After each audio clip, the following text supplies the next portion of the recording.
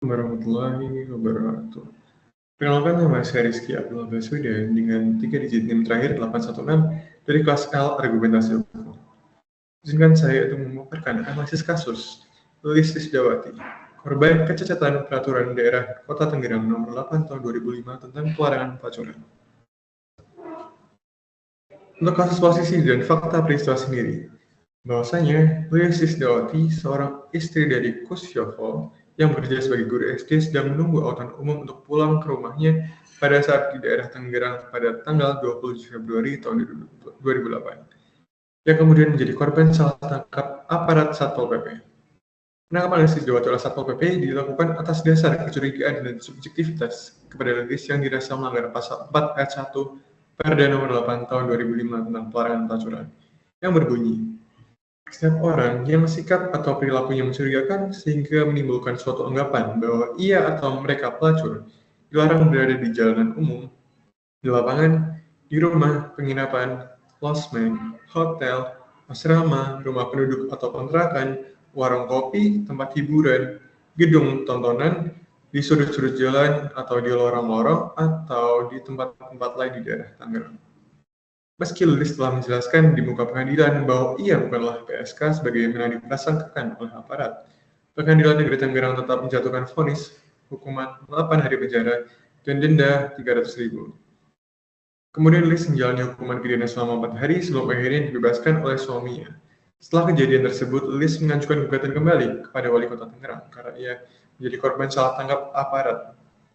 Namun gugatan ini ditolak oleh Pengadilan Negeri Tangerang dan gugatan tersebut semakin tidak mendapatkan perhatian setelah Mahkamah Agung juga merespon dengan penolakan permohonan uji material yang diajukan oleh Lilis dan masyarakat Kota Tangerang atas perda tersebut. Penolakan oleh MA tersebut didasari dengan alasan bahwa perda itu telah dirumuskan dengan sesuai dengan proses yang telah disyaratkan dalam undang-undang. Dan semakin berjalannya waktu, pemerintah Kota Tangerang juga tidak memberikan tanda maupun upaya untuk merehabilitasi dan membantu Lilis Tisdawati. Hal ini membuat kondisi mental Lilis dan kesehatan Lilis terus mengalami penurunan dan depresi berat karena banyaknya masalah yang dihadapi. Pasca peristiwa tersebut, Lilis mengalami keguguran. Dia juga dikeluarkan dari pekerjaannya karena tuduhan tersebut. Dan hal ini berdampak pula pada suaminya yang juga keluar dengan sengaja dari pekerjaannya karena tidak sanggup dengan tekanan dan tudingan yang beristrikan pekerja seksual. Tekanan juga datang dari masyarakat sekeliling sehingga ia harus hidup berpindah-pindah dalam kondisi terlilit hutang. Akhirnya Lilis meninggal di penghujung 2008 dalam kondisi depresi berat. Oke, untuk isu hukum, yang pertama kita akan membahas apa saja kesalahan dalam pasal 4 ayat 1 Perda Kota Tangerang nomor 8 tahun 2005 tentang pelarangan pelacuran. Yang kedua, apa saja pelanggaran maupun kesalahan yang terjadi dalam proses penindakan hukum kasus Lilis Tisdawati. Oke, yang pertama, apa saja kesalahan dalam pasal 4 ayat 1. Nah, di sini adanya kalimat sehingga menimbulkan suatu anggapan dan ada kata-kata dilarang dalam hal ini secara jelas melanggar pasal 6 ayat 1 Undang-Undang nomor 12 tahun 2011 tentang pembentukan peraturan perundang-undangan, di mana ada asas yang dilanggar dalam muatan 4 pasal 4 ayat 1 Perda nomor 8 tahun 2005 ini, yaitu adalah pelanggaran pada asas pengayuman, keadilan, kesamaan di mata hukum, ketertiban dan kepastian hukum, serta keseimbangan.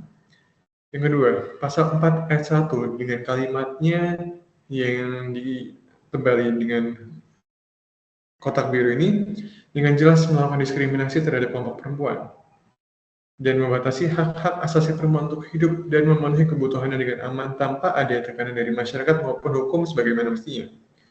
Ayat tersebut secara jelas memberikan kewenangan terhadap aparat penegak hukum untuk menilai dan melakukan penangkapan terhadap kelompok perempuan tanpa ada bukti yang dapat dipertanggungjawabkan. Selain itu, ayat ini secara hukum membuka pintu bagi masyarakat untuk menilai dan menyikapi perempuan sebagai pelacur tanpa ada bukti yang jelas.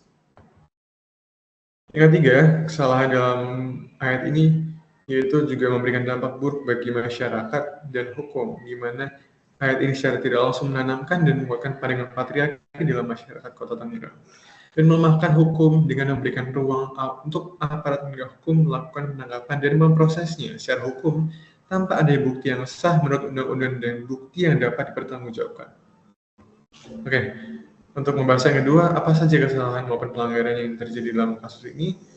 Begini saya mengambil dua aparat, yaitu penyidik dan hakim. Dalam hal ini penyidik melakukan kesalahan maupun tindakan yang kurang tepat dengan tidak mengindahkan pasal 109 ayat 2 KUHP yang dengan jelas menyatakan dalam hal penyidik menghentikan penyidikan karena tidak terdapat cukup bukti atau peristiwa tersebut ternyata bukan merupakan tindak pidana atau penyidikan dihentikan demi hukum. Maka penyidik memberitahukan hal itu kepada penuntut umum, tersangka atau polri. Nah, dalam hal ini, Ulysses Dawati yang ditangkap tanpa ada bukti yang jelas dan murni hanya prasangka seorang aparat hukum yang sedang menangkapnya, yang mana tidak dapat dijadikan sebagai alat bukti yang sah dalam perkara pidana. Terlebih, aparat tersebut tidak melihat Lilis melakukan tindak pelacuran sebagaimana diatur dalam undang-undang. Aparat tersebut hanya melihat Lilis duduk minum teh botol di pinggir jalan.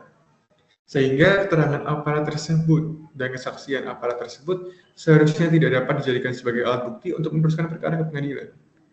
Namun dalam hal ini diteruskan hingga pengadilan negeri Tangerang.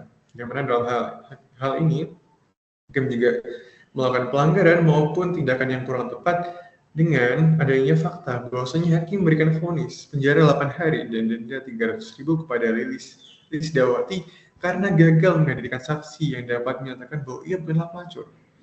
Pelanggaran terjadi ketika hakim memutuskan vonis perkara pidana yang secara jelas bahwasanya tindakan ini tidak memiliki bukti yang dapat dipertanggungjawabkan dan tidak mengindahkan pasal 138 KUHP yang menyatakan bahwasanya hakim tidak boleh menjatuhkan pidana kepada seseorang kecuali apabila dengan sekurang-kurangnya dua alat bukti yang sah ia memperoleh keyakinan bahwa suatu tindakan pidana benar-benar terjadi dan bahwa terdakwa yang bersalah melakukannya. Hakim juga dalam hal ini melakukan tindakan yang kurang tepat dengan memvonis pidana Lilis yang tidak bersalah dengan jelas melanggar prinsip presumption of innocence, di mana hakim memvonis Lilis tanpa ada bukti yang cukup dan sah menurut undang-undang. Selanjutnya, hakim tidak memahami nilai-nilai hukum dan keadilan dalam masyarakat sebagaimana dijelaskan dalam pasal 5 ayat 1 Undang-Undang 48 nomor 2, tahun 2009 tentang kekuasaan kehakiman. Yang dalam pasal ini sendiri membebankan kepada hakim untuk melihat kondisi realita dalam masyarakat. Yang dalam kasus ini tidak dilakukan. Hakim pengadilan negeri tidak melihat bahwasanya dalam masyarakat, baik laki-laki maupun perempuan mempunyai kebebasan dan hak yang sama untuk memenuhi kebutuhan hidupnya dan mempunyai serta menjalankan pekerjaannya, dimanapun dan kapanpun selama tidak diatur lain dalam undang-undang. Selain itu, hakim juga melanggar prinsip-prinsip keadilan dengan tidak memperhatikan kondisi hidup nyata terdakwa, yaitu Ulysses Dawati, yang merupakan masyarakat dari golongan menengah ke bawah, sehingga tentu saja untuk menghidupi kehidupannya dan kehidupan anak dalam kandungannya diperlukan lebih banyak dana yang lebih daripada sebelumnya. Dan hal ini tentu saja tidak dapat dipenuhi jika ia, Ulysses Dawati, hanya bergantung pada pekerjaan suaminya yang pada saat itu adalah seorang guru golongan 3C. Oke. Untuk kesimpulan dalam kasus ini adalah Peraturan Daerah Nomor 8 Tahun 2005 Kota Tangerang dalam Pasal 4 Ayat 1 merupakan produk hukum yang cacat secara hukum karena memberikan ruang bagi penafsiran subjektif oleh aparat penegak hukum yang rawan menyebabkan penyalahgunaan kekuasaan. Ulysses Dawati merupakan salah satu korban salah tangkap akibat cacatnya produk hukum tersebut dan penafsiran yang sewenang-wenang oleh aparat penegak hukum.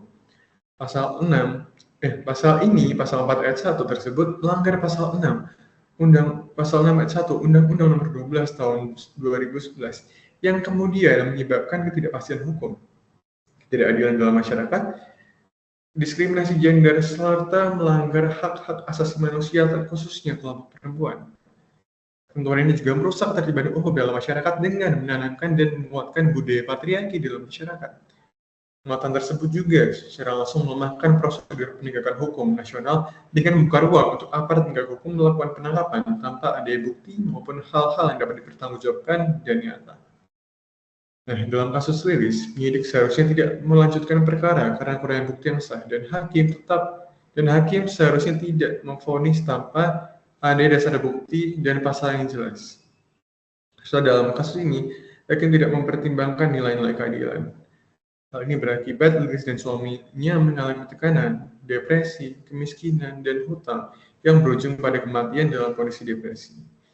Kasus ini tidak hanya berdampak pada individu, tapi juga menciptakan pandangan patriarki yang kuat dalam masyarakat, dan tentunya pelemahan hukum. Sekian dari saya, terima kasih dan mohon maaf sebelumnya jika ada salah kata maupun salah dalam